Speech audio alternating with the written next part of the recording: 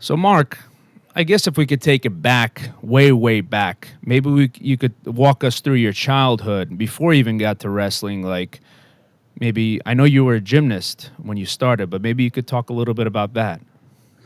Yeah, okay. Well, when I was a little kid, I started school really early. My parents put me in school at 4 years old. And so I was always kind of small for my grade. And my brother, however, was a gigantic kid for his. He would like out eat the adults, and but he had dyslexia. He couldn't read, and so they thought he was retarded, and they put him in these special ed classes where he's reading these really fundamental books like Anne and Sam went down the slide, real. Right. And he hated it because he was stuck in this class with all these people that really weren't very intelligent compared to him. They didn't know what dyslexia was, Uh so huh. he got made fun of a lot. And one kid made fun of him, and he took that kid and cracked his head open on the concrete, and Holy he moly. he became known as the toughest kid in school. And he was really big too. He was a giant kid, and We're talking about Dave, right? Dave Schultz. yeah, my brother Dave Schultz. And so if kids picked on me, he would go and protect me. So kids were scared of me because they were scared of him. So I was a really good athlete when I was in elementary school. I set like 20 out of 25 sixth grade records. Oh, But wow. I didn't have a lot of confidence, and I couldn't talk to girls. That was a big thing. And I It's just important. it's the meaning of life, man. So Yeah. I couldn't. But my brother, he started wrestling in the seventh grade, and he wasn't very good when he started. He was 3-1 on the junior high JVs, and then in the fourth grade he made the varsity, and he took fourth in the state in the eighth grade. And then in the ninth grade, he took second in the World Schoolboy Championships in Lima, Peru.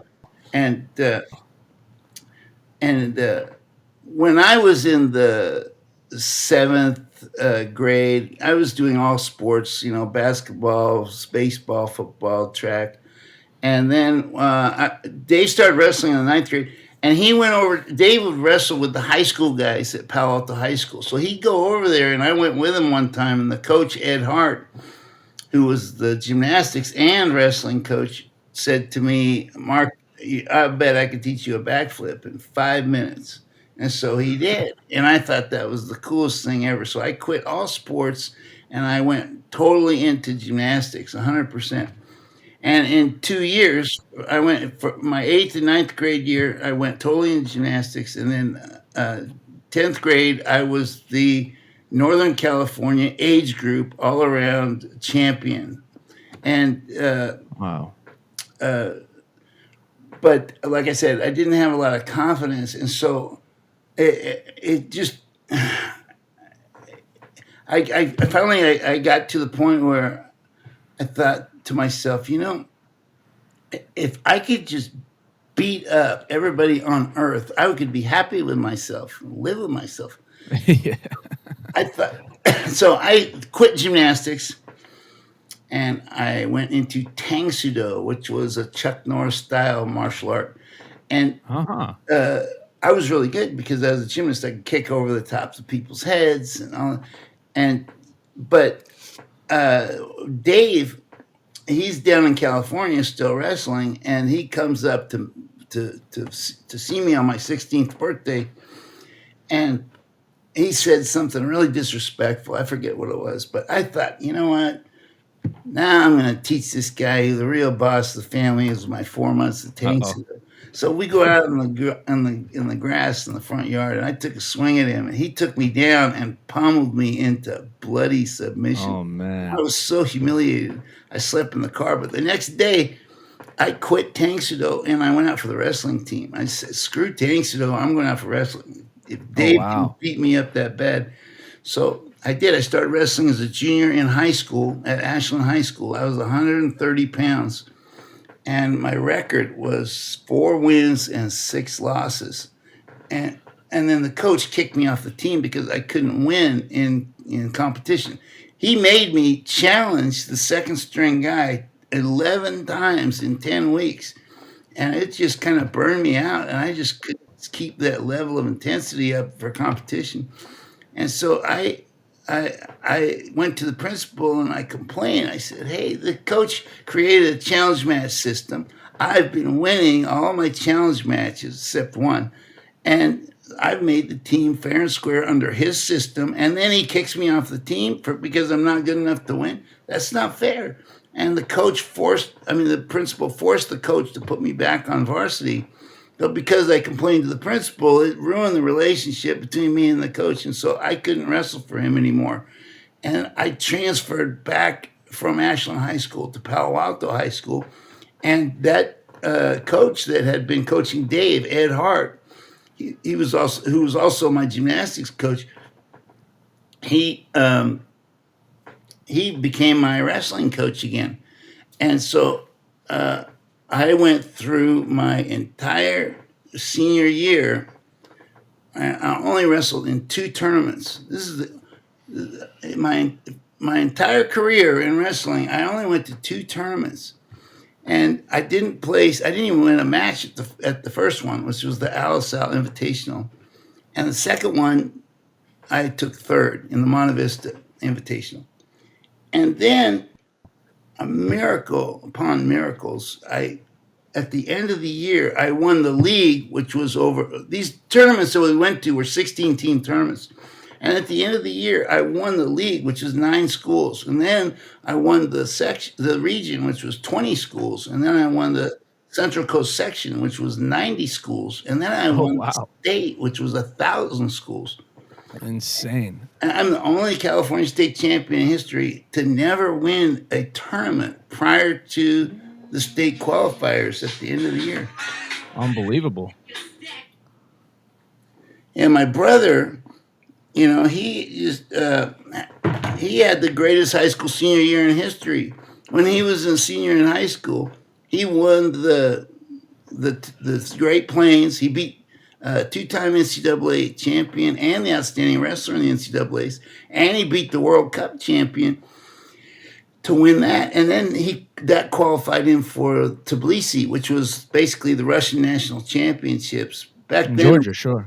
The hardest. My dad was born there. Tbilisi, Georgia? You're kidding. Tbilisi, Georgia. Yeah, he's not Georgian, but he happened to be born there. Wow. Well, sorry, I don't mean to cut you off. I just wanted to throw that in. Well, that's crazy. Anyway, when Dave was a senior in high school, he won the Great Plains. He won Tbilisi. He won.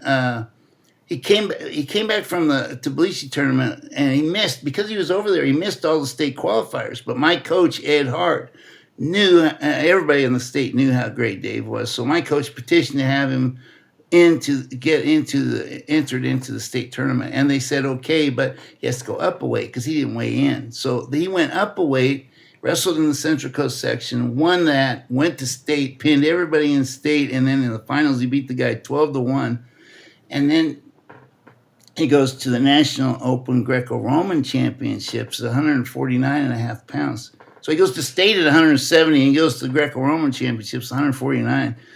And he wins that, and he gets the most falls in the least amount of time. This is all while he's still in high school. Now, you think about this. Here I am. I haven't won a tournament until the state qualifiers, and then I win state. And here he is. He has the greatest high school senior year in history. You couldn't have 2 more opposite senior years if you tried. And we're brothers. That's unbelievable. It's insane. It is unbelievable. I mean, what are the chances? Let me ask you, Mark. When you got into wrestling, right? When you got into your brother motivated you in a way, right? I guess directly or indirectly as a result of that fight, which I guess brothers have from time to time, right? He motivated you in a sense, or got you to get into wrestling. Let me ask you this: did he was already an experienced wrestler at that time? Did he kind of help you kind of get fast track into into wrestling? Like, did he start teaching the moves and like, hey, here's the Schultz secret. This is what you got to do. Or did you just go in there and just learn it all yourself? I do it all myself. As a You did matter it of all fact, yourself. I never wrestled with Dave one time. From the time I started wrestling to the time I won the state, I never wrestled with him one time because I No was up in kidding. Oregon. I started wrestling in Oregon, and he's in California. And then when I moved to California, he went to Oklahoma State. And so we were separated up until then. But after I won the state, he comes back from Oklahoma State, and now he's third in the nation. He's 33-1, or maybe he's 35-1, and he's freshman of the year.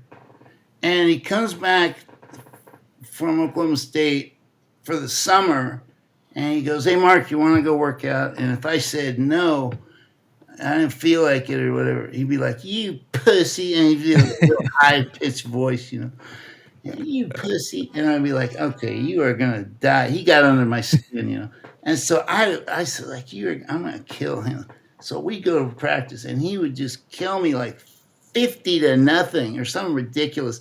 I Oh didn't wow. score 1 point. This went on all summer long. You want to go work out? No, you pussy. Let's go. And we kill me. And it was like 50-0 every day. And finally, after 3 months of not scoring 1 point on him, I thought, you know what? I haven't been able to score 1 point on him this whole time.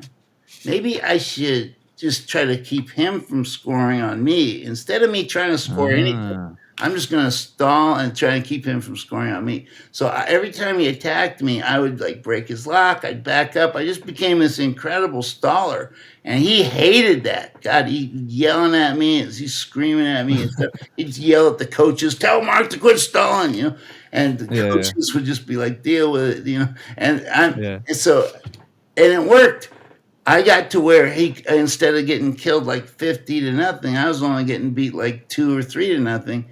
And that gave me a lot of confidence because I knew if I could keep Dave from scoring on me, I'd keep anybody from scoring on me because he's the best in the world, Right. Right. or one of Wow. the best. Did you get to a point where sounds like you went from an offense only approach with Dave to a defensive approach, and it's so interesting, Mark.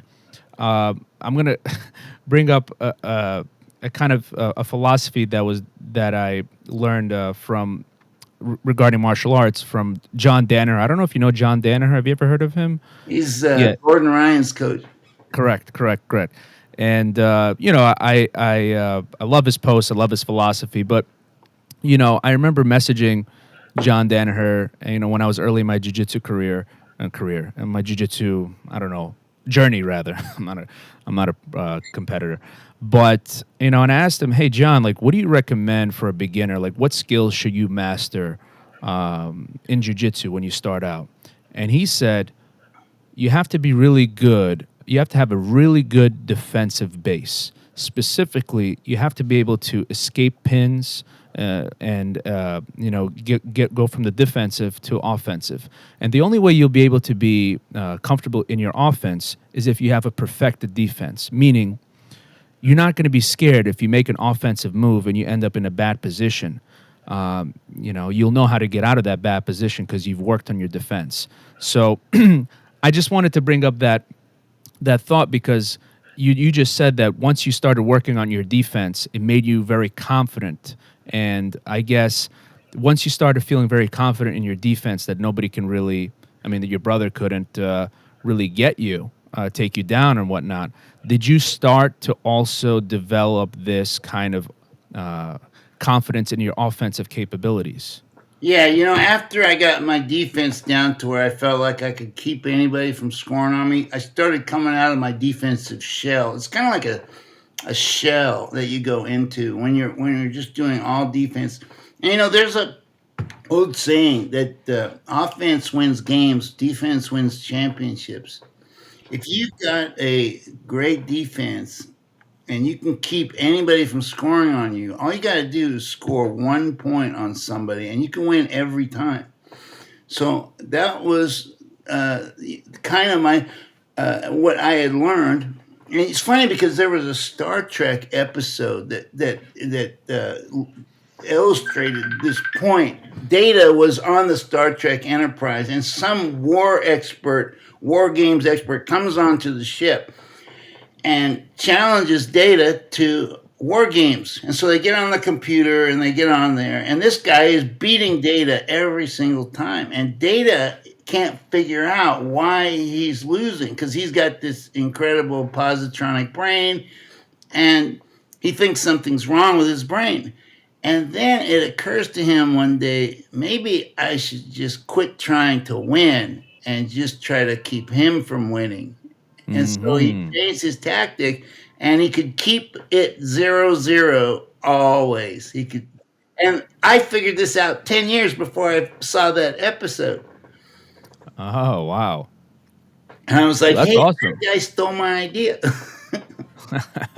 Well, was that so? That was your idea to say, "Hey, I can't score on this guy. Let me just see if he could score on me." Was that something that you came up on your own? Was there some kind of outside No, I influence came in up this with it idea? on my own. Nobody told me that. Okay. All right. That's I was awesome. I mean, I had tried everything else. I mean, I Yeah. could not score. I didn't know what to do. And then it just occurred to me, maybe I'm thinking about this all wrong. Maybe I should just Yeah. keep him from trying to score. Wow. So I guess after that, once you started to develop your confidence, and I guess you continued to train with Dave, I guess, can you walk me through the trajectory to eventually, Okay, so after that summer of being beaten to death every day by Dave, I had to choose. Well, I had to choose where I was going to go to school, and I only got two wrestling scholarship offers. One was from Oklahoma State because Dave was there, and they didn't right. really. Dave had told me that he didn't want to stay at Oklahoma State because he was miserable because the coach was making him cut to 50, and he cut his balls off to make 50, and coach wanted him to stay at 50 because he just recruited Ricky Stewart. And Ricky Stewart was this really great guy. And by the way, Ricky Stewart just got into a terrible fire, and he lost all kinds of his limbs, and just, Oh oh, man, it's awful. Anyway, I'm that's going to ask terrible everybody to to pray for hear. Ricky because he's having a very, oh man, I can't believe what happened to Oh him. man, may God help him. Yeah. Anyway, they didn't want. I mean, they didn't want Dave to go 58, but Dave wanted to go up to 58 because he's having too hard a time at 50, cutting to 50. So they basically, the coach Tommy Chesbro had already made up his mind. It's going to be Stewart at 58, Dave at 50. So Dave said, "Screw this! I can go any way that I want. I'm not going to stay here. If you're going to make me do Mm, this, I'm not going to stay." hmm. So before he left, they recruited me. And the reason they offered me a full ride, but they offered me a full ride more to keep Dave. They didn't care about me. They wanted to keep Dave, so they thought he was worth two full rides. Wow, So very anyway, slick. yeah. But I thought to myself, even if Dave was happy at Oklahoma State and I wanted to go there, I I shouldn't go there because I had only been wrestling 16 months, and I thought if I go to Oklahoma State, these guys are national champions, national runner up. They got all kinds of national champions on their team.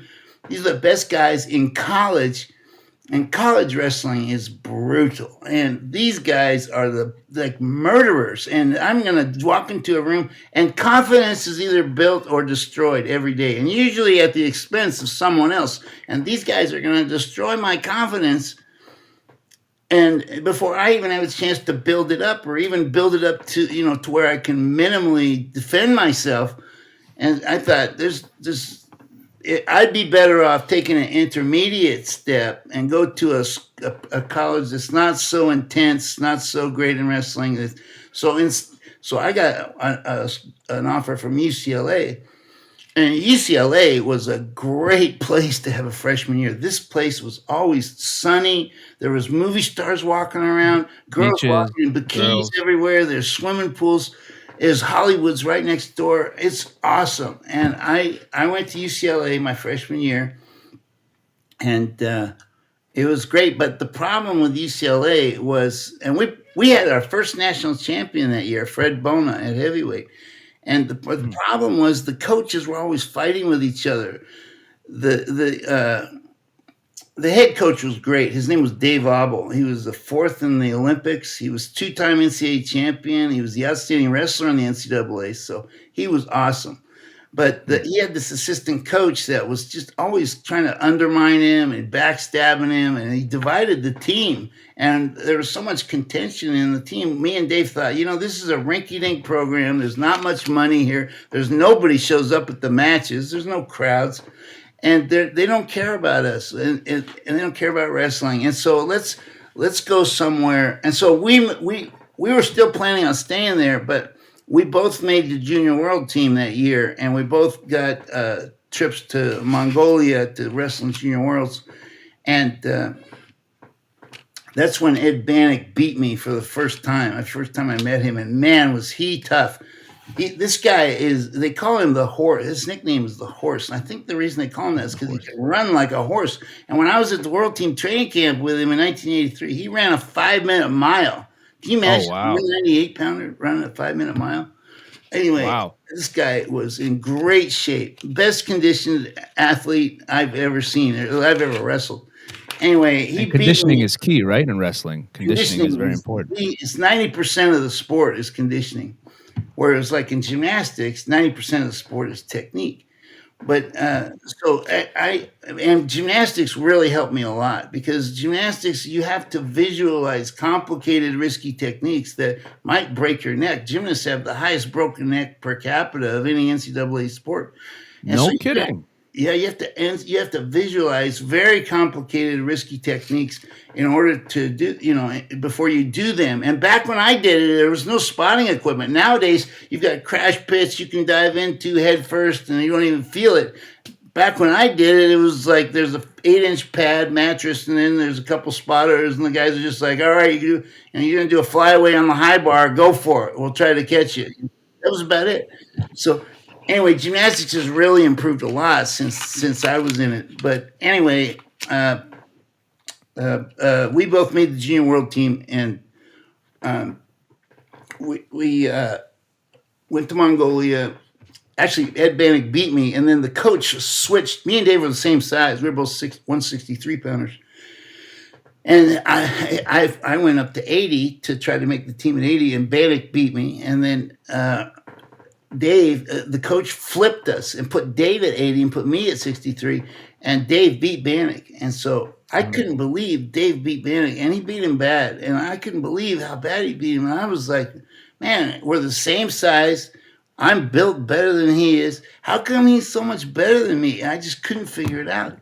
Anyway, we made the junior world team, and on that trip we met Jim Humphrey, who was the assistant coach at Oklahoma. And then he was a really fun guy. He was a world silver medalist. He was a 2-time National Open champion. And we thought, let's go to Oklahoma, where they care about wrestling, instead of, there's nothing. Oklahoma, there's nothing to do. It's just the crowds are big. The wrestling is important. There's nothing to do on the Great Plains except beat the shit out of each other.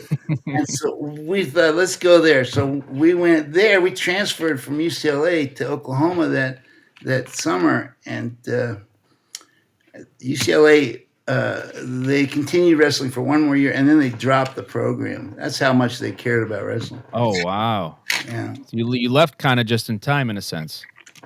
kind of. It was doomed from the beginning. I mean, Yeah. The athletic director didn't care about it. It's very, very rarely do athletic directors care about wrestling. And very rarely do they care about anything except the revenue sports. Right. Anyway, So we made the junior world team. I took like 7th or something. Dave was 180, and he lost to the Russian who won it. And they cheated us so bad in Mongolia. I was sitting there watching Really? Dave wrestle the Bulgarian, and I had scored the match in my head that Dave won like 11-3 or something. And then at the end of the match, they don't show the score on Mongolia TV. I think TV They was don't. just invented in Mongolia. I mean, they didn't. It was like I think it was a new thing. Anyway, they didn't show the score, and the Mongolian, the Bulgarian won 11-10. I'm scoring it in my head 11-3, and he wins it 11-10. How's that possible? They just cheated. They Anyway, cheated. yeah, that was back when Mongolia was a Soviet bloc country, and they had the pictures of Lenin and the hammer and sickle everywhere, and Yeah, of course. military and stuff. But I love Mongolia because wrestling is the national sport. It's the only country in the world where wrestling is the national sport. Oh, is And that right? yeah, and I mean, you look at like the president of Mongolia; he's got cauliflower ears. I mean, it's a Oh, great what? country for wrestling. That's cool. Yeah. And he earned those. I'm assuming he didn't do. Have you heard about these guys getting? They're paying to get cauliflower ears these days. I never heard Have you- that, but that wouldn't Yeah, yeah. surprise me. Yeah, they're trying to like. There's like people that help him get cauliflower ears. It's like, yeah, just put your ear here. I'm gonna hit it, and Yeah. there's like professionals that do it. Oh, Not yeah, just like yeah. friends. It's I crazy. should, I should charge. I should start a cauliflower ear business. Yeah, because you know how authentic cauliflower ear. There you go. You say, yeah, I'll give you the old-fashioned way. Yeah. Wow, but that's amazing. I didn't know that about Mongolia. Yeah, they have their own style because back in the days of Genghis Khan, they used 3 sports to dominate the world: horseback riding, archery, and wrestling. And No kidding. yeah, they had these really small, really fast horses they would use, and speed was the key to the Mongol Empire, and they would just like run around like the European knights, and they'd shoot arrows at them and stuff, and they just overwhelmed them with numbers and speed. Wow. Yeah, well, I definitely know a lot about, not a lot about, but I definitely know that Genghis Khan and he had an empire, and what is it like? His DNA is in a lot of the world's population, something It's like, like yeah, that. every Mongol's got Genghis Khan DNA because every time he conquered somebody, he'd say, "Bring me the most beautiful women," and he'd have sex with all these women. He had like thousands of wives. Oh my God, that is nuts. That is nuts. Yeah, I know. Uh, But think about yeah, it. If you were Genghis Khan, what would you do? You'd probably do the same thing, no comment. No. I don't know if that's kosher, but Anyway, that's pretty cool. we went to Oklahoma because of Jim Humphrey, and it was great, but it was very scary because the first day I walked into Oklahoma, the coach Stan Abel's a great coach, by the way, and he took us out to this duck pond. It was a 2-mile track around this duck pond, and he ran raced us all the way around. There's 70 guys at the beginning of the season. It was the first day of practice, and we run around this thing. It's 107 degrees out, 98% humidity. It was like the hottest I've ever been in my life. And I'm sitting here afterwards, I can't even get my breath. I'm like suffocating. And I'm like, how am I going to get through 4 years of this? But I had this very important Eastern Indian philosopher, or not a philosopher. He was a teacher, I guess. His name was Jiddu Krishnamurti. Have you ever heard of him? He used No, to I do haven't. talks and stuff down in California. What is he like? The equivalent to, I guess? Have you heard of Sadhguru? As a He's not whatever. like anybody else. Okay. There is no Okay. parallels between him and anybody. The fact that his name is Krishnamurti gives him kind of a unreputable, because all of these Hare Krishnas and crap. This guy is so smart. I picked up a book of his, and it talked about fear, and I thought, he says, is it possible to eliminate fear? And that idea intrigued me so much. I started reading him, and it was very, very, very difficult to understand what this guy was saying. But after I told myself, if there's a way to do this, I'm gonna do it. And I just focused and focused, and I read every word, and finally I got to the point where I could live the way this guy was telling us all to live, and it's the way everyone should live, in the moment, and not think about the past, and not live, because the past is dead and gone. And don't think about the future because it's not even here. So all we have is the present. And if we observe the world and observe our mind for what is, not what should be, in the moment, we can be in a constant state of, I don't know what you call it, meditation maybe. Anyway, Nirvana? no, it's not No. that. No, it's more like meditation. And anyway, this guy really, I leaned on this guy's teachings a lot when I was at Oklahoma because I was in so much pain all the time. But, when you're not in pain, you're not in pain. And if you think about the pain and think about the past, you're going to make things worse. And so I was just constantly living in the present. And if I wasn't in pain at that moment, I wasn't in pain ever. And it really helped me get through that. And I was so scared when I walked in there because Israel Shepherd was the guy at my weight class. He was the 158 pounder, and I was going to have to beat him to make team, and he's third in the NCAAs. I'm like, I didn't win a match at the NCAAs my freshman year. How am I going to beat the guy who took third just to make the team? It's going to be hell. I don't know what am I going to do? I'm going to have to murder him or something. And so, man, me and him went at it for, God, years. And Stan Abel was very smart about, he had a problem. He had three guys at two weight classes. He had me, my brother, and Israel, all in 158 and 167 weight class. So he was really smart. He redshirted me and Dave when we got there. Of course, we had to redshirt because we transferred. And he wrestled Israel that year at 58. And then the next year, he redshirted Israel, put Dave at 58, and put me at 67. And then the next year, he put Dave at 67, me at 77, and moved Israel back at 58. So it made our team really tough, the way he moved us around. So he was really smart about that. Anyway, that really scared me. And, man, he used to just he used to cornrow his hair. And you ever felt the black guy's cornrowed hair? It's like steel wool. And It's tough. he used Yeah. to drive those cornrows into my face every time. Wrestling you can't punch, but you can headbutt. And he used to headbutt the hell out of me with those cornrows, scrape the skin off my face. And when I take a shower afterwards, it was stinging like crazy. And I was just like, man, this guy's killing me. How am I going to beat this guy? He's And then one day I'm wearing Cliff Keen headgear, and the padding wore away, and the metal was shining through. And one day he went to headbutt me, and I turned and cut him with the metal. And Oh, no. I think I just found the answer to Israel's cornrows. So I took a file and sharpened it up to a razor's edge and cut him to ribbons. No, I'm kidding. I didn't Oh, do man. it. That's rough. I didn't do that. No, but yeah, Israel and I became friends eventually. But man, for the first 2 years there, we were out for blood. There was this spot in the Oklahoma wrestling room. It was everything's padded except for this one spot at the base of this column. There's 3 columns that held up the ceiling.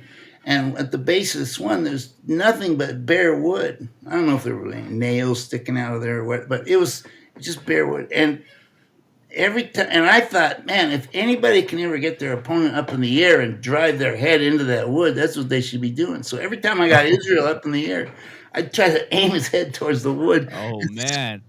Just trying to kill him. You were really out for blood.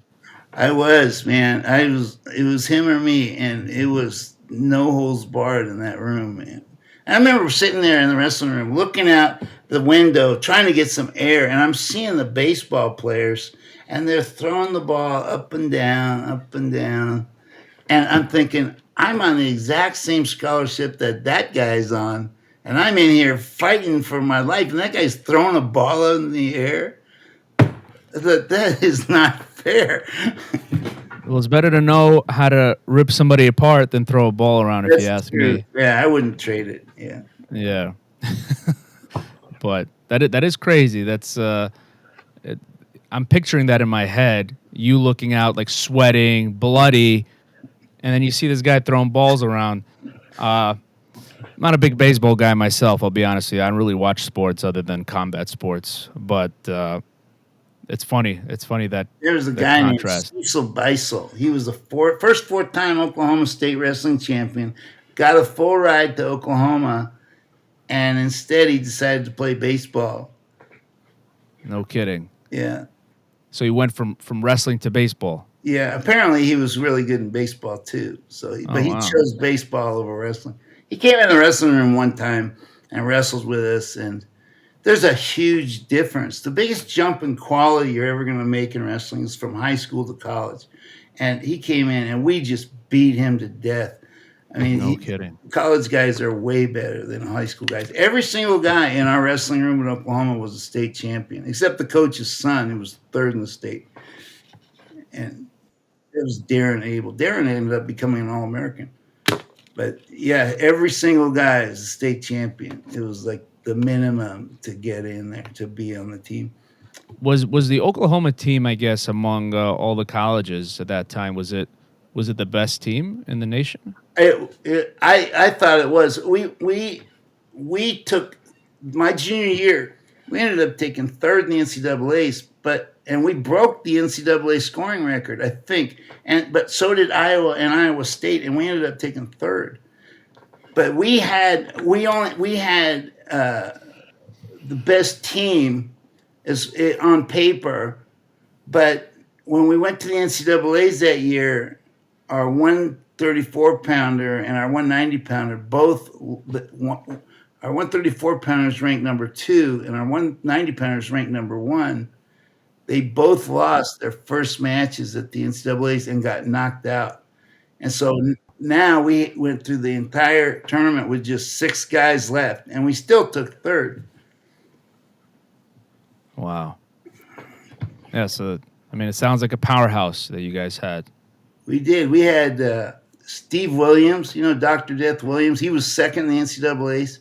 We had me. We had my brother. We had Israel Shepard. Had Roger Frizzell, who was a 4-time All-American. We had Andre Metzger, who was a 2-time champion.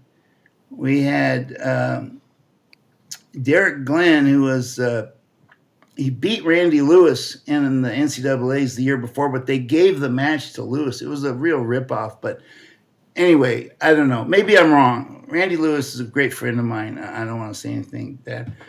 And maybe Randy did win that match fair and square. I don't know. But Derek was very close. And then our 126 pounder, we had Mark Zimmer. Our 118 pounder, we had David Renda.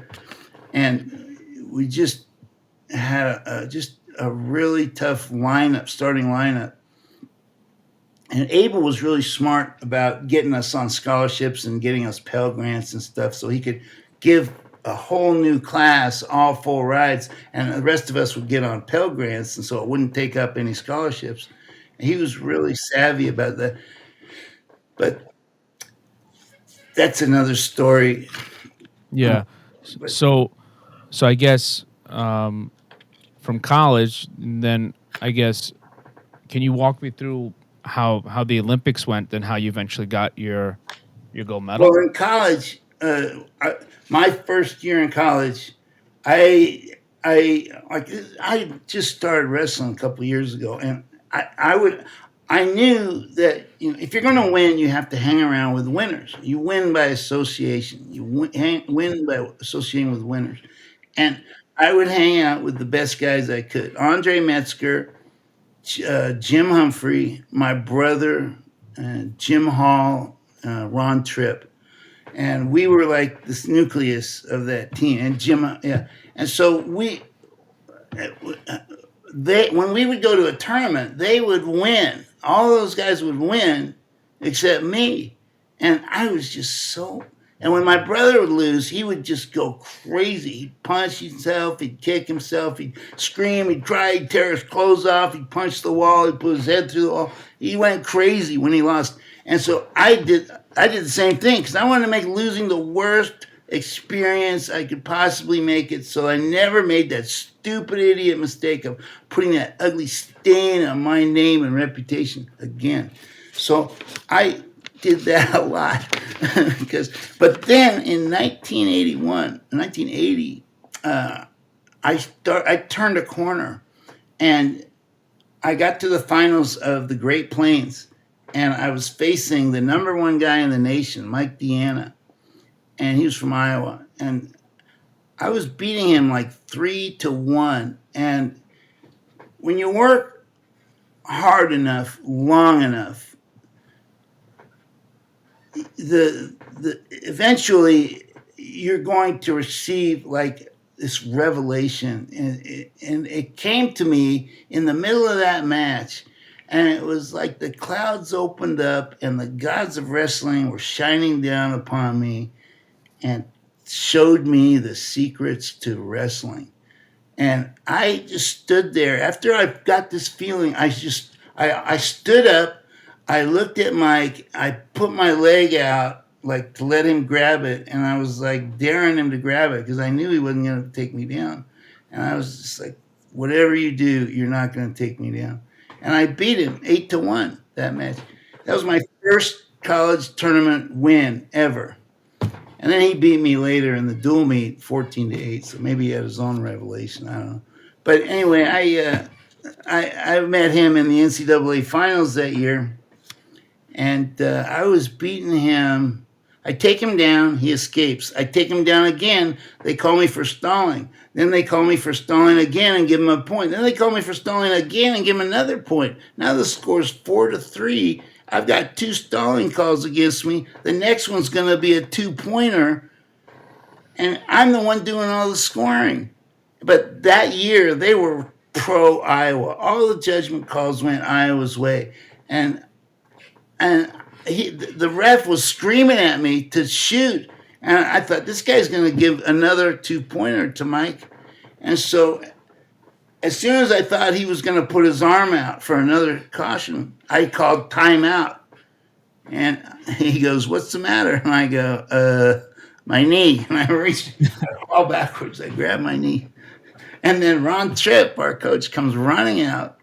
He starts rubbing my left knee. But I had tape around my right knee. And I go, "That's the wrong knee." And he looked at me and he started laughing. And he goes, "You faker." And I'm like, "Shut up."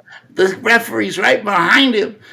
And anyway, I got back up and beat him 10-4 and win my first national championship. Oh, nice. Nice. Listen, you. I guess you gotta be creative, beyond the physical, beyond the techniques. Yeah, I don't know what to do. Sometimes. You're screwing me. Yeah. But so I guess since you won your first NCAA match with the gentleman before this, what was his name? Mike Deanna. Deanna, sorry. Was that kind of the beginning? Was that kind of another switch that happened where it increased your confidence to a certain level where you said to yourself, "Hey, I belong here, and I could actually win this and take it even further, and become the best." Yeah, I mean, I started so late that when I won my first national title, I haven't even begun to achieve my potential yet because I started so late. So, Right. That's a big factor that people, don't know about you, is that you started late, and to start late in such a competitive sport like wrestling, and to be so, I guess, good right out the gate, that's I guess you could call it a miracle unto itself, because, that's just frankly very hard and quite impossible to achieve such success in wrestling when you start so late. But I guess it was in the genes or something, but yeah. well, gymnastics helped me a lot because I could do things nobody else could do. I was doing 2.5 twisting, 1.5 backs off the 3-meter board. I mean, I was doing 2.5 fronts. I was just, gymnasts are the best athletes in the world. They have the best Really? body strength. They have the best flexibility. They have the best kinesthetic sense. They have the best balance. They can do anything. Take a gymnast and ask him to do parkour or breakdancing. They can do it like that better than the parkour and breakdancers can. They're just the best athletes in the world. I mean, all you have to do is look at them. You don't need to be a brain surgeon to figure it out. All you have to do is look at them. And that's why I went into gymnastics, was because I wanted to have that foundation. And I would say to every parent in America, get your kids into 2 years of gymnastics at least before they go specialize in any other sport, because that will give them a ton of confidence and they'll be able to do things nobody else can do. So I What did, age? huh? So I was gonna say, what age would you start a child in gymnastics? Like I'd when would you probably do it like in the seventh grade, seventh maybe, grade? or sixth or seventh grade. So do that for like 2 years and then get Yeah, into the sport of choice that you. yeah, right. I think that would really help all kids. I mean, it's. I mean, you don't need to even listen to me. You can just look at gymnastics and see what they're doing. See how great the things are. Oh, they're incredible. No, there's no question. I mean, their physiques are just next level. I mean, if you want to get huge biceps, you look at these gymnasts and their arms. These guys have like boulders for biceps, and it's And they like don't lift weights. They only right, lift their own weight. right. That's one of the misconceptions. People are paying all this money to gyms to go there and lift weights. Maybe it's more of a social thing, meet girls or something. I don't know. But you don't need to lift weights to be, ripped and cut and muscular. You can lift your own weight. What do you do for working out? Do you still do like gymnastics type of workouts No, I or? had a staph infection in my neck, and they fused my neck, and so I can't do much of anything as far as gymnastics and stuff goes. I know people are asking me all the time, do a backflip, because I did backflips after big tournament wins to kind of pay homage to my gymnastics background. Have you seen any of my matches? Of course, yes. Yeah, Okay, yeah. I've seen the stuff that you did. It was pretty yeah, cool. yeah. Well, that it wasn't. Yeah, I mean, I kind of joke. I say, well, it was to pay homage to my gymnastics. Plus, I The like to, backflip at the end of the match yeah, and I like matches. Yeah. that. That was for two reasons: to pay homage to my gymnastics background, and to kind of rub it in a little bit to let my opponent know how much energy I had after beat. But sometimes I was so exhausted I couldn't do anything. But anyway, that's neither here nor there. But Yeah. yeah, my Maybe Justin Gaethje copied you because he's whenever he wins matches, I think he does backflips. I think who's he does that? it off the. Justin Gaethje, he's a fighter in the UFC. Oh yeah, Yeah, he's pretty good. I think he was a wrestler. I forgot. I think he was somewhere in Colorado. Wrestled somewhere in Colorado, and then yeah, he's really good. He's one of my favorite fighters. He's just a dog. He just gets out there, and just fights, and puts on a great show. But he does. I think he does the back. Who knows? Maybe he got it oh from you, yeah. Justin Gaethje. Oh, I know him. He's great. Yeah, Yeah. yeah, he's great. Yeah, well, that's cool. That's cool.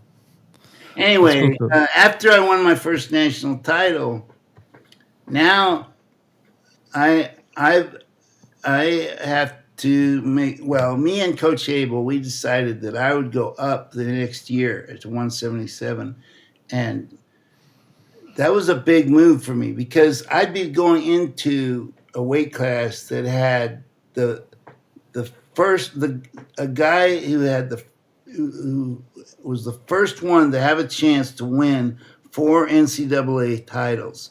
And his name was Ed Banach, and he became a 3-time NCAA champion and the Olympic champion. He's an Olympic champion too. And he's the guy I told you about that beat me at the Junior Worlds, and he ran a 5-minute mile and all that. Right, right, right. Yeah, and so he was in that weight class, and he was on his way to become a 4-time NCAA champion, the first one ever. And he had already won 2 NCAA titles, and now he's going for his third as a junior. And I'm a junior too. And so I'm a 167 national champion from the year before. So I decide, or me and Coach Abel decide that I would move up to 77 so Israel can go in at 58 and Dave can go 67. And during that year, I won the Great Plains at the beginning of the year again. This is my second Great Plains title, and that qualified me for the Tbilisi tournament. So I go over to Tbilisi, and there's a guy named Zagoyev who is in my weight class, and he won the Tbilisi tournament at my weight. I took fourth, but they gave me a silver medal because they give the highest placing foreigner a silver if everybody above you is a Russian. So Oh, wow. so I got a silver medal, but the most valuable thing I took away from there was Zagoyev had a staggered stance, and I always had a square stance, and I thought if I switch to a staggered stance, I'm gonna save a half a step on my shots, and fractions of a second are critical in wrestling. Right. Millimeters are critical. Mm-hmm. Maybe more critical in gymnastics because you miss the bar by a millimeter, it'll break your neck. But anyway, I switched to a staggered stance when I came back from Russia, and it was 3 days before the Iowa duel. This is at the end of the year, my junior year. It was 1 month before the NCAAs. And I walk into the wrestling room, and Coach Abel is going insane. He yells at me for coming in late. My hours are backwards. I just came from Russia, and I come in at 3:30 instead of 3. And he goes, "You're off the team." And he goes over to my locker room, and he locks my stuff in my locker. I had just unlocked everything, and he comes over and locks everything back up. So now I have to unlock everything again. And he goes and he kicks my brother off the team, and he kicks Andre Metzger off the team. And I'm like, how are you going to wrestle Iowa with all of us kicked off the team? And then we thought, okay, he's just going insane. That's all that's happening here. And so the next day we're weighing in, and I weigh in, but he forgot to tell me. Well, I forgot, and he forgot that the weight class goes down by a pound every month. So I'm supposed to weigh in at 178, I guess, and I weighed 179. And so as soon as I get on the scale and I'm overweight, I'm like, hey, how come you didn't tell me about the and he yells at my brother. My brother's right there. He goes, Dave, why didn't you tell him? And he's like passing the buck, right? And so I go down and I sauna off my last pound, and I panicked that night, and I'm losing 9-8 with 2 seconds left. And there's 11,000 people in the arena. And I did a limp arm fireman's to a high crotch, and then I ran the pipe, and then they called 2, and I looked up at the stand, and the whole stadium jumps out of their seat, and then the buzzer goes off, and that was Banach's first loss. And we tied Iowa in that dual meet. It was an incredible dual meet. And that match, I've been looking forever for that match, and I can't find it anywhere.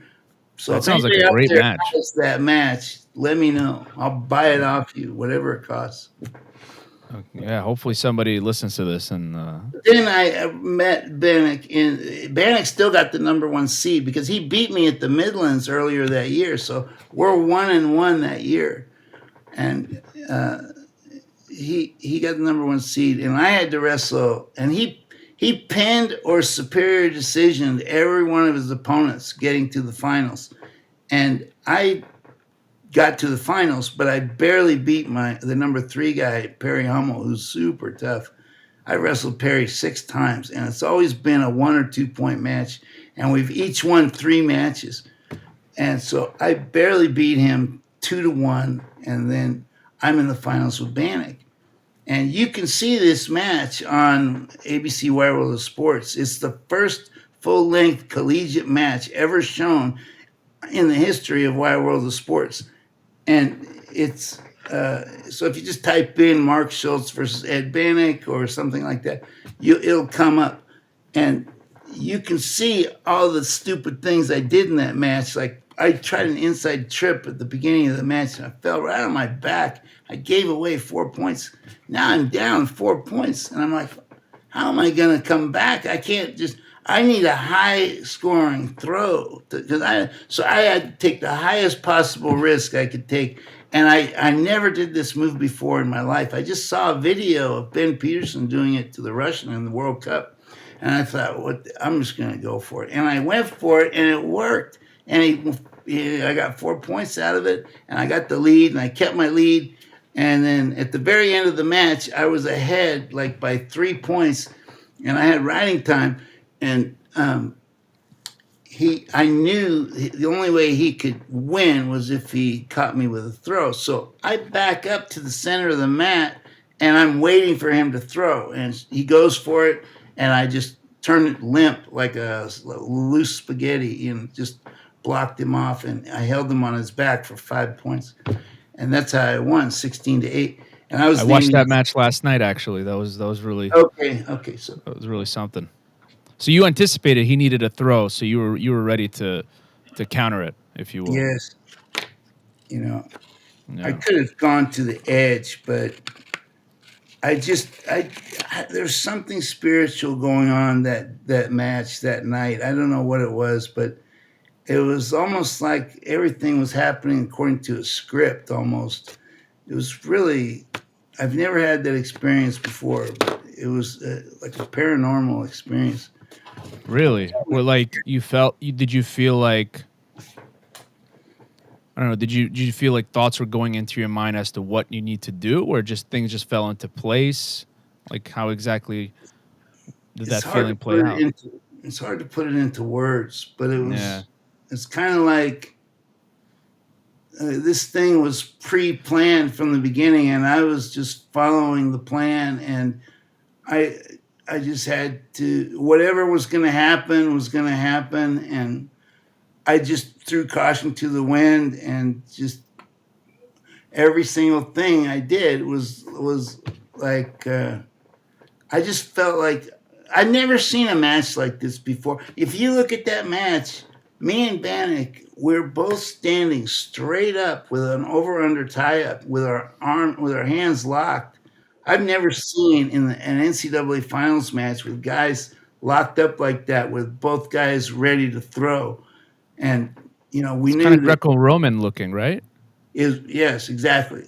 And it's weird because Mark Lieberman, the announcer, he said in the beginning of that match, he said both of these guys have Greco-Roman backgrounds. There's a lot of upper body ties and stuff. And I'm like, how does he know that? Why would he say, how is that possible that he would know that? That's what I mean about paranormal. He was saying things that I don't know if he had any reason to say them, because I don't know if he even knew us that well. I mean, wrestling's not televised that much. Where did he watch me wrestle to know that this was going to be a Greco-Roman type match? I don't know. That's another weird part about this whole thing. But it was the very first time a collegiate match was shown on ABC Wild World of Sports in its entirety. Before, they would show like snapshots or, like a 5-second clip. Like my brother's shown on there for like 5 seconds. And that's it. So, I mean, that was an incredibly important match to him. He was his first NCAA title.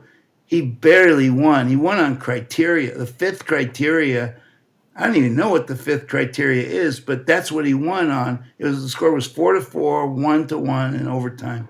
But he got the win on the fifth criteria. Wow. Anyway, let me ask you, Mark. Did you before every match, did you pray? Did you do some kind of spiritual activity? No, but I believe in God, absolutely. Matter of fact, I just quit the LDS church, but I still believe in God. I'm a Christian. Oh wow. Yeah. Well, listen, the quest for truth is a lifelong phenomenon. Yes. But many ways to get there. There's only one truth. That's what I believe in. Truth. Yeah, same here. Nothing else.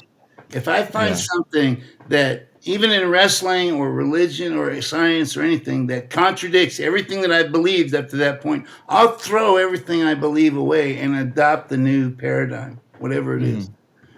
Because truth is the only thing that matters to me.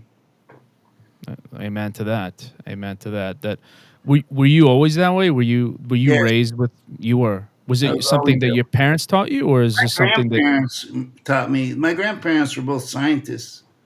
My grandfather invented the salmon ladder. You know, the see on the side of the dams where salmon go up the dam on this like water ladder. Water, it's like Okay. stairs that go up the side of the dam. Oh, Anyway, okay. Yeah, yeah, sure, sure. he discovered that he discovered the home stream theory, which is that salmon always return to the stream they were born to spawn before they die. He No discovered that, kidding. so he created a way for them to return to that stream by building that salmon ladder or inventing the salmon ladder. He was a really well respected ichthyologist. He was a Stanford professor. And my grandmother was a Stanford medical doctor. She was a professor too. And my grandmother and grandfather raised me and Dave until we were about 8 years old. And then we moved to Oregon, and she died and he died, and that was the end of that. But Did your parents divorce when you were young? yeah, when I was 3. Oh, me too. So that's why I Look at was that. screwed up. Welcome to the club. Yeah, At least you had Dave with you. So that's you, right. I was blessed with Dave. He did everything for me. He taught me how to be a man. He made me tough. Taught me the value of wrestling. I mean, I wouldn't have been anything without him. that was beautiful. That's so he was somebody you looked up to. Yes. I mean, literally and figuratively. I mean, he was a giant kid when I was little, and he was, he's the greatest wrestler in high school history when I was, in high school. And then, Wow, so it was it's amazing very, to have a brother like that growing up. I was so lucky. I mean, my best friend, Ben Ojai, he's always telling me how he wishes he had a brother, but he didn't. He had all sisters, and he didn't have anybody to wrestle with when in college. And he really regrets going to BYU over Oklahoma State, but he beat eight NCAA champions. So, I mean, he's a great wrestler. He never won the NCAAs, but he beat a lot of NCAA champs.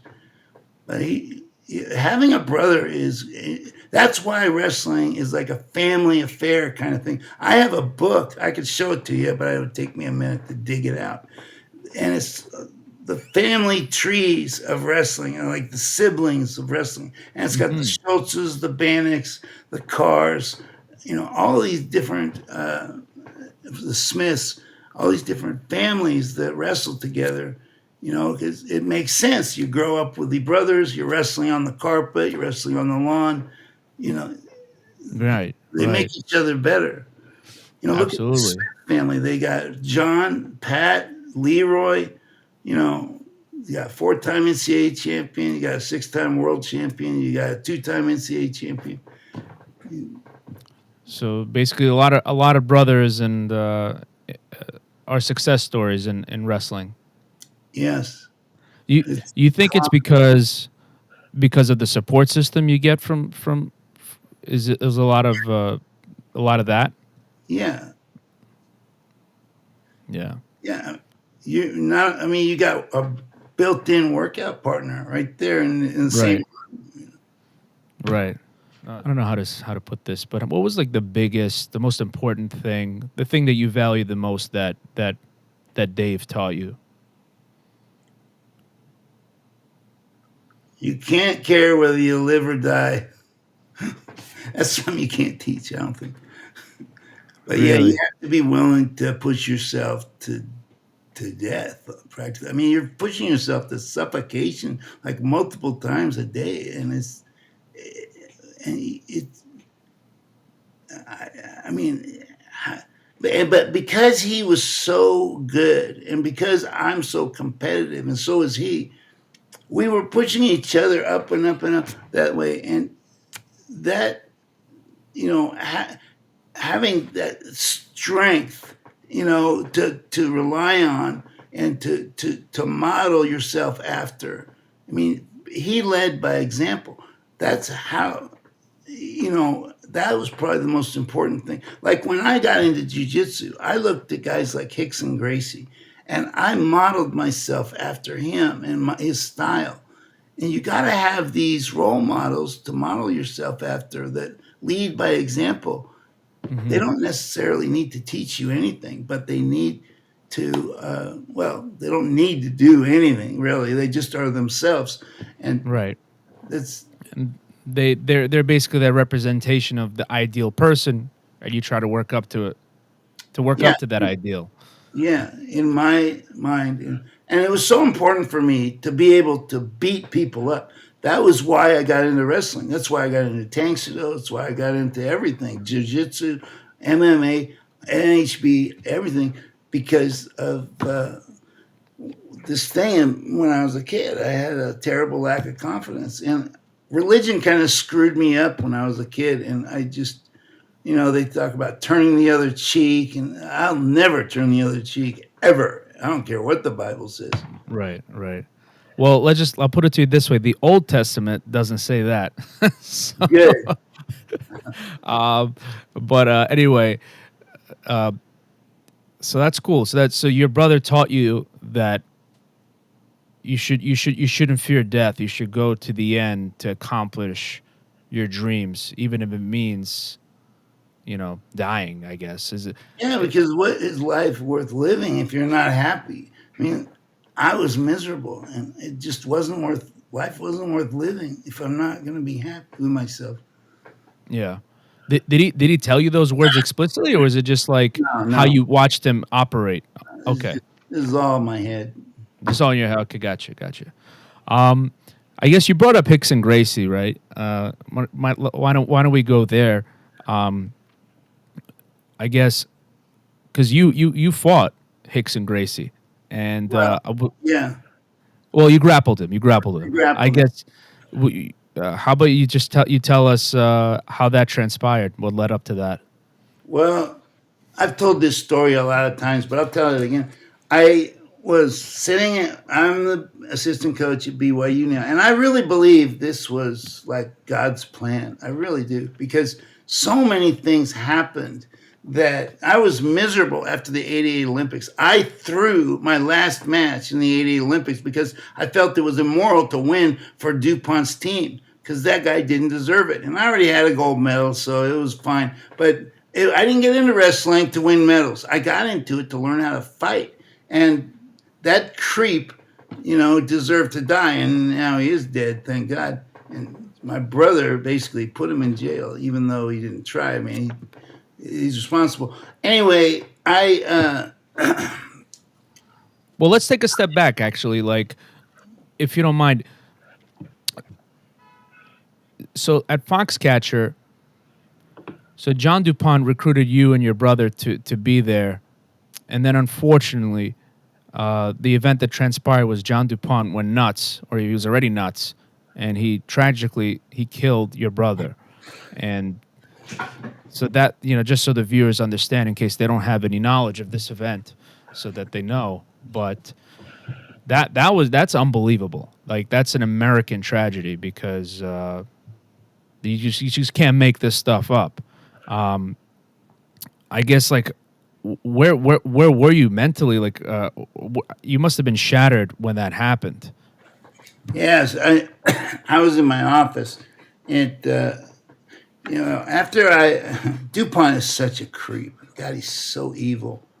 I went out there. He lied to get me to go there. He lied about this job at Villanova. He lied about everything. And when I got there and I was stuck there, and here the Olympics are coming right up, I'm kind of trapped. And it just really, really just bothers me that I had no support from anybody. And here I am trying to, survive and deal with this psychopath at the same time. And I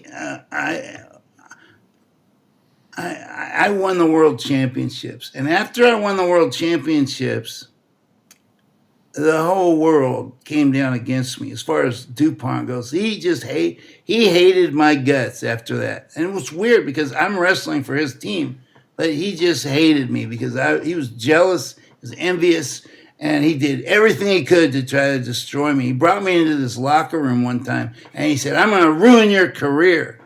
I'm like, "For what? What did I do?" And he just, and basically he turned my best friend Andre Metzger against me, and he used money to do it. I've seen him do this over and over and over again. He gets people to do things against their principles for money. and it's a game that he plays that he's been playing since he was a kid to see how much money it takes to get people to go against their principles or to break up some relationship or whatever. He just plays this game, he just dangles this carrot in front of people, and it's just really evil. Anyway, he threatened when he threatened to ruin my career. I mean, here I am representing his team. I just won a world championship for his team, and he threatens to ruin my career. That makes no sense. Why would he do that? But he did it. And so I'm trying to figure out what the fuck I'm supposed to do now. And so I'm like, Dan Shade, I brought Dan Shade. I brought him everywhere I went. And I brought him to Villanova with me. And he goes, Mark, let's just leave. And I said, well, I don't know. Maybe we should figure out a way to stay, So anyway, when I went to the '80 Olympics, I was wrestling good.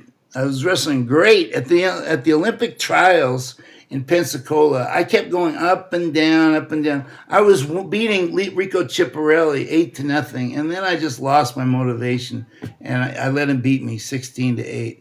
And then I came back later that night. I had quit wrestling. I ate like 12 pounds of food. I came back and wrestled that night against Rico, and I pinned him twice. And that qualified me for the next day to go against Mike Sheets. Mike Sheets is the reason they have the technical fall rule. I call it the Sheets rule, where if you get 15 points ahead, they stop the match and they give you a technical fall. Well, he beat his opponents in the NCAA 68-3, and he humiliated him. That's why they made the rule. So I'm going against him the next day, and he's pinned me already at the Olympic trials. I'm losing my motivation fast, and he pinned me at the Olympic trials. First American to beat me in 5 years or 4 years, and I go against him the next day, and I beat him 6-2, and then I beat him 13-1. And I had switched my brain. I thought, I'm going to quit wrestling. I'm going to turn this into a street fight, and that's what I did. I attacked his groin. I attacked his eyes. I attacked his head. Everything was extremely brutal. And I beat him 13-1, and that was the last time I wrestled in America. And I love Mike Sheets. I have so much respect for him. He's the greatest guy. Personally, I think he's the greatest guy. And anyway, I love Rico Chiapparelli too, but I was done. And when I went to the Olympics, I was wrestling great up until the match up until the semifinals.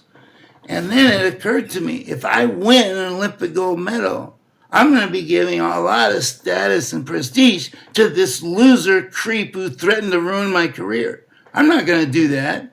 I was stuck. My DNA would not let me win. And I just threw the next match. I lost 14-0. I made it so obvious that I was throwing this match. I wanted everybody to know this was not real. I'm throwing this. And no, but I didn't tell anybody for a long time because back then it was kind of shameful, dishonorable to throw matches. So I never admitted it. I should have put it in my book, Foxcatcher, which is a New York Times bestseller and an Amazon editor's pick, by the way. Go get the book. The book, yeah. Yeah, I'm telling the viewers to go get the book.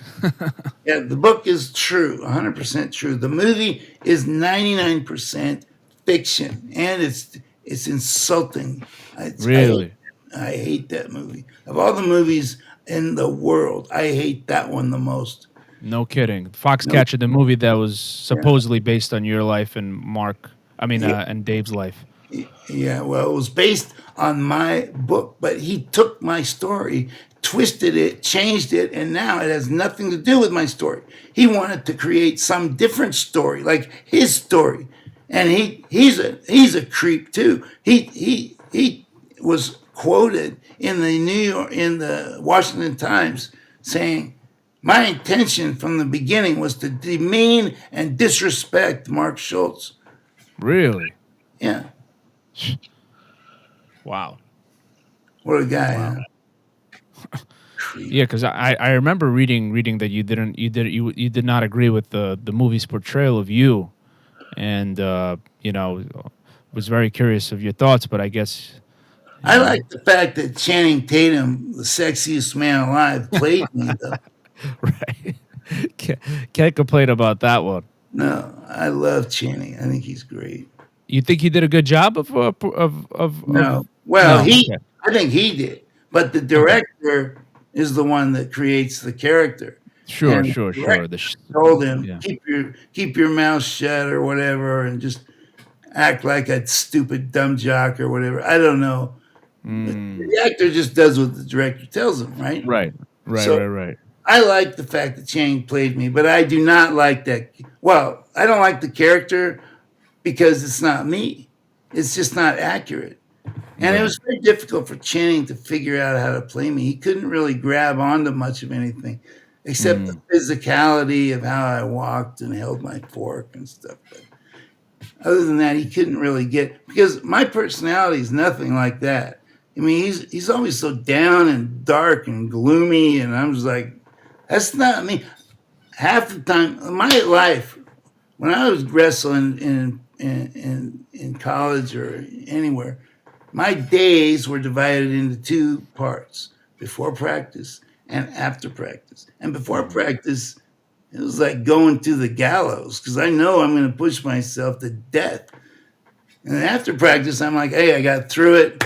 Let's have fun, let's party, let's laugh, mhm. let's have some fun. So they never showed that side of me. Right. They The only showed the before the stuff. professional comedian. I always like to make people laugh, but they didn't show that side of me. Right. Right. So that's why when I make my new movie, which is going to focus on probably my high school career, I'm going to turn it into a comedy. I think. I don't know. Maybe not. I don't know. You wanna? Did you? I guess you want to make a movie about your life story. Is that the Yeah. next step? Well, that's what Foxcatcher was supposed to be, but the stupid director screwed it up. So now, in a way, it's kind of good because he hasn't really told my story. Right? Nobody knows my story. So if I make a movie telling my story, it won't overlap that movie. Yeah, I mean, it's definitely a very motivating story for someone to have no wrestling experience and get into it, and then just catapult up, to the top ranks of elite wrestlers. I mean, that's an unbelievable story unto itself. You I know. I think it would be a great movie. Yeah, yeah. Let me know if I can throw some shekels at it. And Yeah, I would. Okay, yeah. I think it would make um, money. This Foxcatcher didn't make money. It lost money.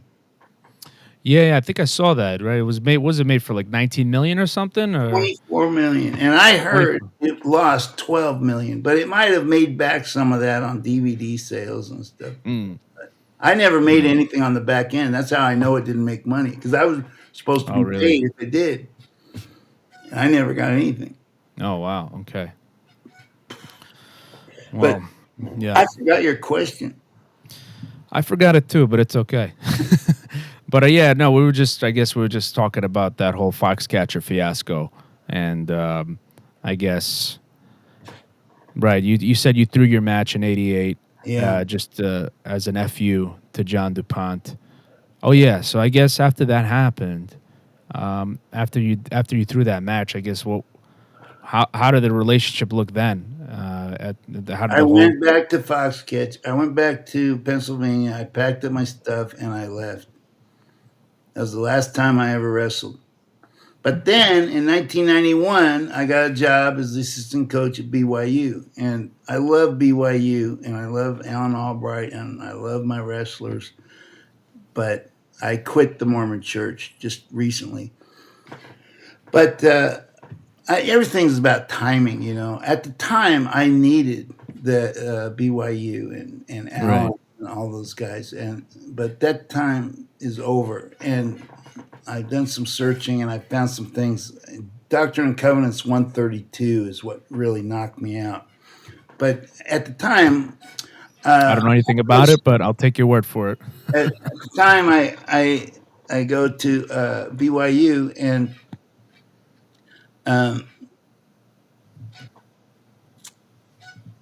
I become the assistant coach, and I get a call one day from some Brazilian jiu-jitsu blue belt named Steve Bishop, and he goes, "Hey, Mark, is this Mark Schultz, the Olympic champion?" I go, "Yeah." He goes, "The greatest jiu-jitsu fighter in the world is in town. Do you want to fight him?" And I was like, "Well, what are the rules?" And he goes, he's trying to intimidate me. This is what I hate about this guy. He goes, "There are no rules." And I was like, "What? No, what are we going to commit a homicide? What are we going to do? Bite each other's throats out? Gouge each other's eyes out?" But I said, "I'll do it. I'm not going to let anybody punk me." So I said, "Meet me in the BYU wrestling room a week from Thursday and we'll commit a homicide." So the week of Thursday comes around and I walk in the room and I can't even think straight the whole week. I'm at the NCAAs. I'm thinking about this. I don't know who this guy is. So I walk in the room and Rickson Gracie is scooting on his butt, trying to hook the heels of Alan Albright, the head coach. And as soon as I walk in the room, everybody stops what they're doing. Rickson stands up, comes over to me. He goes, "Are you the guy?" I go, "Yeah, I'm the guy." "Are you the guy?" He goes, "Yeah, I'm the guy." And I go, "Okay." And then he says, "What I do when I fight is I punch and kick and elbow and knee, but today we're just going to do submission grappling till one of us taps out." And I was like, "Thank God there's not going to be a homicide." So we went into the middle of the room and he stands straight up and he goes like this. And I go, "Okay, here we go." And I took him down, got him in a cradle for about 20 minutes. 20 And minutes. yeah, and we're not even talking. There's no conversation going on. We're really trying to submit each other. Wow. And about 20 minutes, my grip gives out. And he throws his legs around my upper body, and I kind of let him do it because I didn't know what he was doing. It seemed weird to me, I'd never done anything like this. And he got me in a triangle, and I tapped out. And I was like, "Wow, that is so cool. Let's go again." So we went again for about another 20 minutes, and I'm on top of him for about 20 more minutes. And I can't get anything on this guy. Now, I know a couple things. I broke the Turk's arm in the Olympics with a double wrist lock. The Brazilians call it a kimura. But Kimura, yeah. I knew that, and I knew enough to keep my chin down and my elbows in from judo.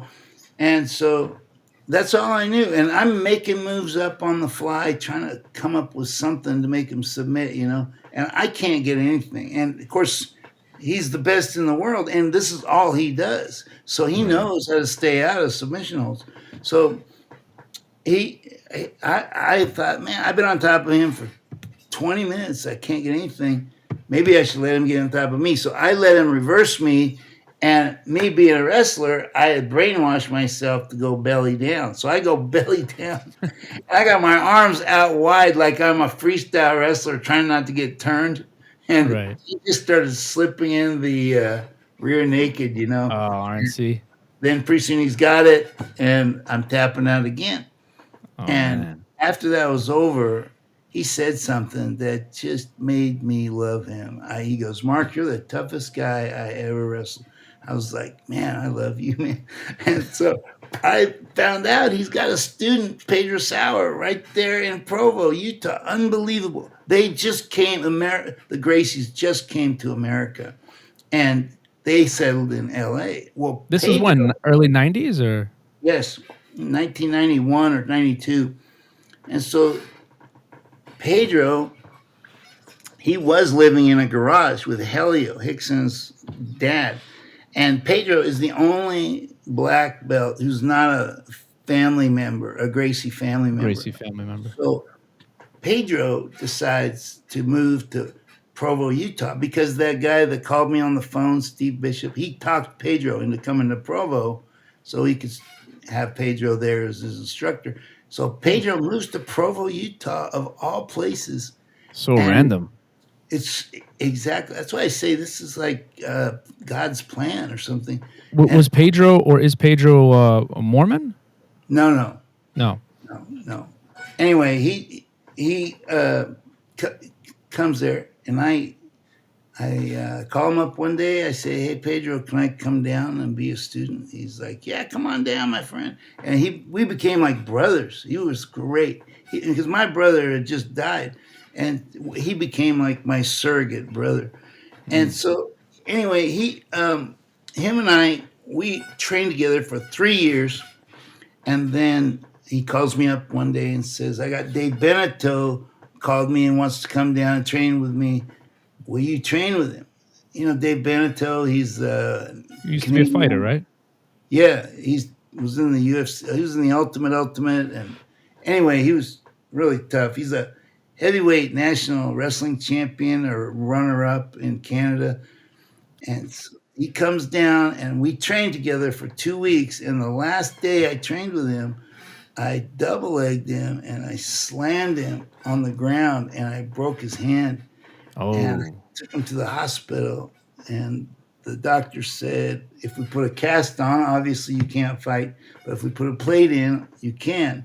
So he said, put a plate in, and he put the plate in, and it was a pretty big bump on top of his hand. It was right here. And I said, I'm going to go to Detroit with you because I think you're going to get in trouble with that hand. I'm going to throw the towel in if you get in trouble. Plus, I told him at the hospital if he wasn't going to fight, I'm going to try and take his place. So we went to the press conference at the UFC, and somebody ratted him out and said that he was hurt. And so the doctor came was over it to you? him and looked. I said, I said, I can't. I guess I could have like put the word out. I could like Yeah, gather around and then come back yeah. around. But that didn't happen. Dave, if Okay, you're okay. listening to this, I did not do that. Okay. So anyway, the doctor came over, looked at Dave's hand, and said, "I'm not going to let you fight." So I went over to Bob Meyerowitz, the promoter, and I said, "What do you think about me taking Dave's place?" And he said, and I quote, "Oh, that's a great idea. When you lose your Olympic champion, it'll be even better." What? That's exactly what he said. That's messed up. That's And messed up. there's no respect in his voice at all. It was just completely disrespectful. But I thought, Wow. this, I thought, That must have lit you up. You must have been like, dude, I got I to was prove this guy pissed. wrong.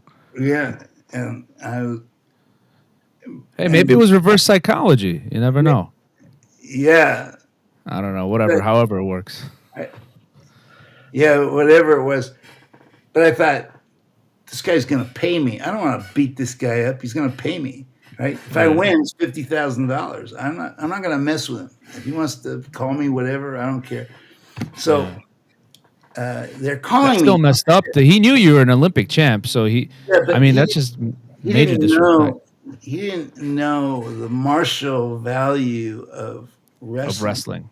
Yeah, and it's true. Wrestling on its own is not that good, but wrestling combined with jiu-jitsu is vastly superior to wrestling or jiu-jitsu on their own. Hmm. So and so that's what I knew, and he didn't Hmm. know what I knew.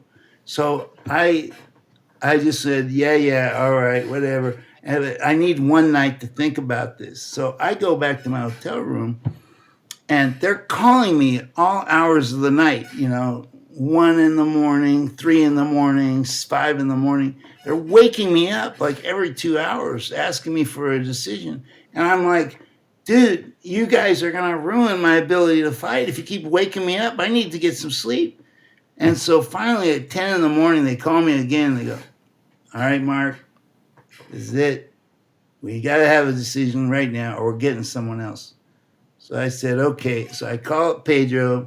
Me and Pedro go downstairs. And I said, give me one more minute. And I go over to this corner and I start to pray. And I had this feeling, this really strong feeling that either my brother or Jesus or some entity was standing behind me or above me, telling me I had to do it. There's no question. I have to do this. And so I got up. I told Pedro I'm doing it. we went over to see Bob Marowitz, and I said, I'm doing it. And we signed the contract. And me and Pedro went out back, and I did some wind sprints. And we went and bought a cup. And one of Pedro's students, just by coincidence, there's so many coincidences going on. He brought a size 10 wrestling shoe. And they had, in that UFC, they had two rules: no eye gouging and no biting. But there was a third rule. It was if you wore shoes, you weren't allowed to kick. So I had to decide what was more important, Having that kicking traction. or Yeah. traction. So I decided I needed traction because my style requires it. So I put the shoes on and I fought with the shoes on. And I was in the octagon fighting Gary Big Daddy Goodridge like 8 hours later. And Gary and I are actually like best friends now. It's amazing. I can't believe it. He seems like a great guy. Yeah. Yeah, that was an unbelievable fight. I mean, those are the cleanest takedowns I think I've ever seen in UFC history. You know what's funny is a lot, a takedown, a double leg takedown is vastly easier when someone's wearing a gi, because when you grab the back of their legs and wrap your hands around it, you're not going to slip up. You're going to grab those pants like handles, and it's way easier to use those handles to throw them up in the air than it is just I remember I think he was like holding on to his gi to try to keep you close for like a majority of the beginning. Yes, and he did. Yes, and he did. That was smart, because if you pull a guy in really close to you, they can't wind up and hit you real hard. If they hit you, it's not going to hurt that much. So that's why he was keeping me so close, and that's what I would have done if I was him too. That's amazing. I'm curious, just to take a couple of steps back, when you were having that grappling match with Rickson, I guess were you, in that second round when you were doing that second round with him, were you in his guard or you were in his guard and then you yes, the whole time. Yeah, well, that's pretty amazing. That's pretty. I mean, for those that don't know that are watching, Rickson Gracie is arguably one of the greatest fighters ever. The greatest, Greatest. Yeah, for me, he's like one of the greatest. I really like Fedor Emelianenko. I'm sure you've. Oh yeah, I'm talking pure about jiu-jitsu. pure Yeah. jiu-jitsu. Bro, for sure. Yeah. No, I mean, it's called Gracie Gracie Jiu-Jitsu. Yeah. No, that's amazing. I mean, I got my blue belt from Marcelo Garcia, and I think he got it from Fabio Gurgel. Oh, yeah. Eventually, somebody got it from the Gracies, I think. So. Yeah, I mean, the Carlson and Helio were the ones that started it, and then their family members, like the Machados and the other, they all eventually adopted it, and some use the Gracie name, and some don't. But it's all started with the Gracies. It all started with Kimura, actually coming from Japan and teaching, and Maeda coming from Japan and teaching Helio teaching Carlos jiu-jitsu, and then Carlos teaching Helio. I don't know the history. I'm not very good at the history. I don't think you're off the mark there. I think they came from Japan to Brazil, or the Brazil went to Japan, and Helio and Carlos taught it to the Brazilians, and then they brought it over here. And they use the UFC as a vehicle to promote Gracie Jiu-Jitsu, right? Yeah. If you look at that match I had in the Olympics, my very first match in the Olympics was against the number one ranked guy in the world from Turkey. His name's Rezik Karabajak.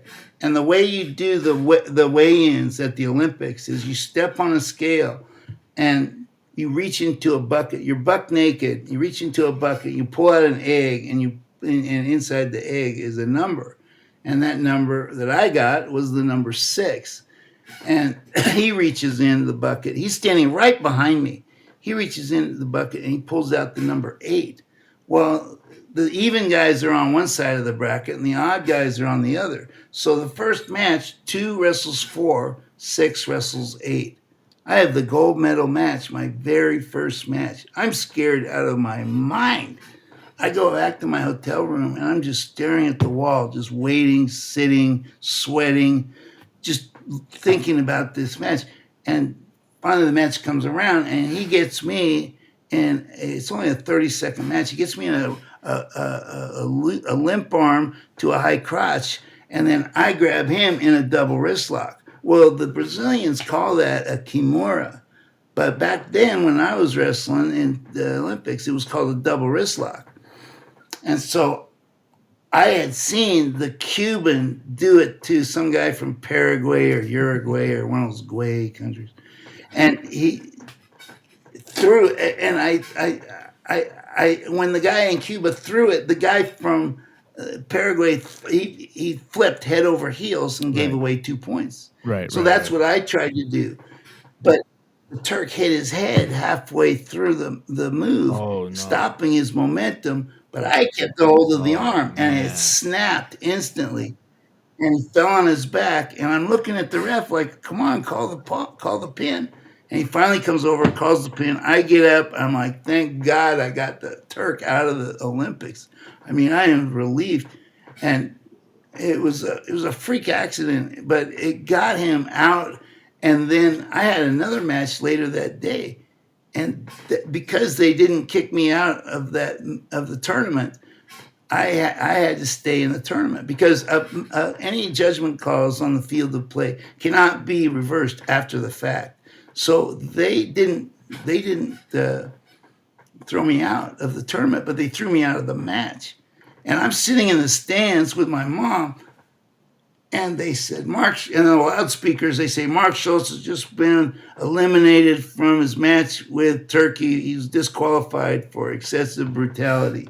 And my mom freaks out. She thinks I've been thrown out of the tournament. And I said, nah, don't worry about it. It's only the match. If I keep winning the rest of my matches, I can still win the gold medal because the guy that I lost to is out of the tournament. She hadn't processed. I had all that already processed. She hadn't processed all that yet. So anyway, that's that move they call the kimura. They came and renamed it when they came wrist to lock, America. the double wrist lock. The double wrist lock. Is it also called the key lock or something? Key something? Yes. Yeah. Okay. You're right. Was I? No. I actually. You're gonna laugh. I mean, I did my first official wrestling class 2 years ago when I was like 30, and I actually went to this place in South Brooklyn.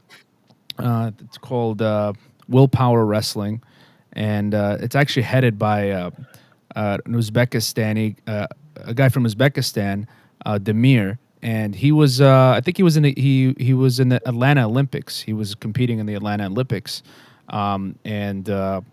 yeah, it was my first time doing a wrestling. I've been doing jiu-jitsu and Muay Thai, this and that, but man, I got to tell you, I developed a huge respect for wrestlers because I was just out of breath within like 10, 20 minutes, like in the warm-ups. It was unbelievably difficult, but I said, "Wow, this is a great workout." I remember we were learning arm drag. He was like, "Yeah, you never did wrestling. Why don't you start with the arm drag?" And I was doing the arm drags, and and then I've been there a couple of times since then. But wrestling is not easy. That it's very conditioning heavy, a very conditioning heavy sport. I mean, it's everything, but. Yeah. So. Yeah. A lot of people think wrestlers are dumb jocks, but they're really technicians. Yeah, absolutely. Speaking of that, I'm very curious to hear your thoughts on this. There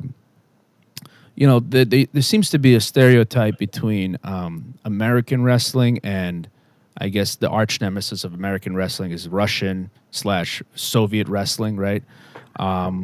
And there seems to be this thought that American wrestling is more focused on brute force and physicality over technique and technique and things of that nature, versus the Soviet style, right, where it's more focused on technique and it's more play driven. Every practice, you're not going out there to kill your opponent, but rather you're going like 50%, maybe less. You're just trying to like get the moves down, this and that. I'm curious. What do you think from your point of view? Does that stereotype hold true? Has it changed since you were wrestling? Is it different now? It's kind of true because we in America have our own style, folk style. And folk style, I call folk style a controlling style. And I call freestyle a dominating style. And the thing about folk style is you've got to control your opponent when he's down and keep him from escaping. And when you're down, you've got to escape when your opponent's trying to keep you down. So about 2/3 of your match is done on the mat, riding and escaping.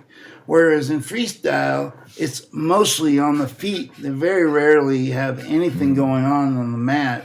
Once in a while you'll find a turn or a throw and stuff, but it's not nearly as grueling on the mat as folk style. And that is a very exhausting style, folk style, where you've got to have a lot of upper body strength to hold your opponents down. You've got to have great leg rides. You've got to have all kinds of turns and pins and things like. Whereas freestyle is based on takedowns, and you can slam in freestyle. As far as the martial arts go, freestyle is great for slamming, and folk style is great for riding and escaping, and freestyle allows you to lock your hands, whereas folk style doesn't allow you to lock your hands. So, but if you throw out all the rules, I think folk style is closer to like a UFC fight or a street fight than freestyle. Because if you look at a guy like Yoel Romero, who's an Olympic Beast. silver medalist and he's a world champion, he cannot Oh, escape really? from the bottom. That's why he gets beat, because he can't get up. And you won't find that in collegiate style wrestlers. We're experts at getting away from the bottom and riding people. We have a style that's kind of more like Khabib Nurmagomedov, where he's constantly holding his opponent down and punching him while he's got his legs wrapped around the guy.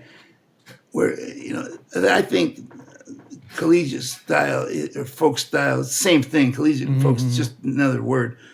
It's closer to real fight, but it's more exhausting too, I think. But wrestling is complete. Look, you can push yourself in a freestyle match to be just as exhausted as you can in a collegiate match. But the difference, well, they both have referees that are calling you for stalling, which force you to move a lot more than you would if I just stood there and tried to block off everything you did.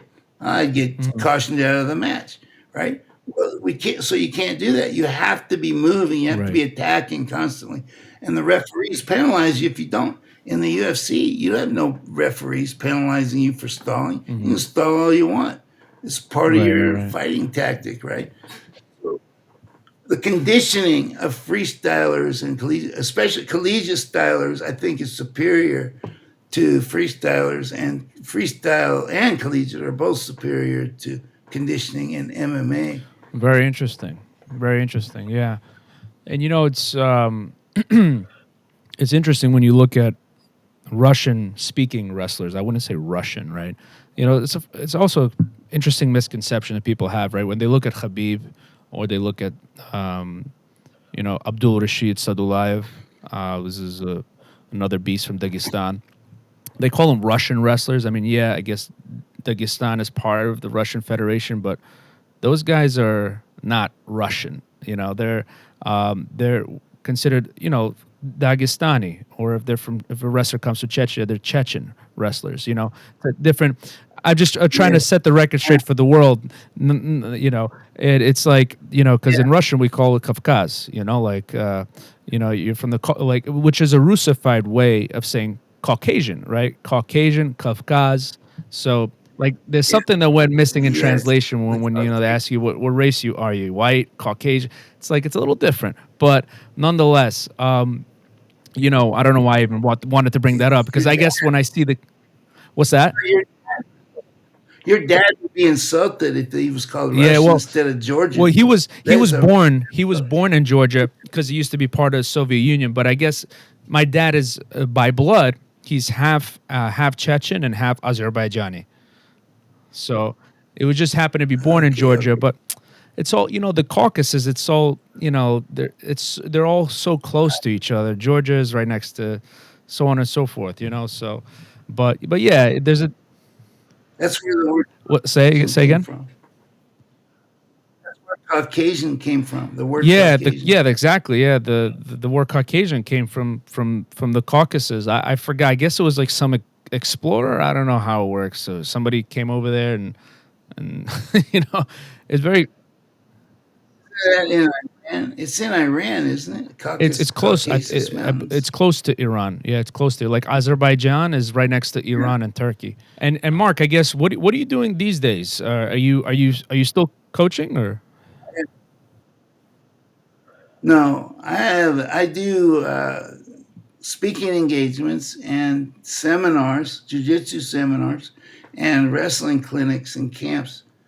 When I do like appearances, like I just did a speaking engagement back at the Delhi Junior College wrestling reunion, and Cool.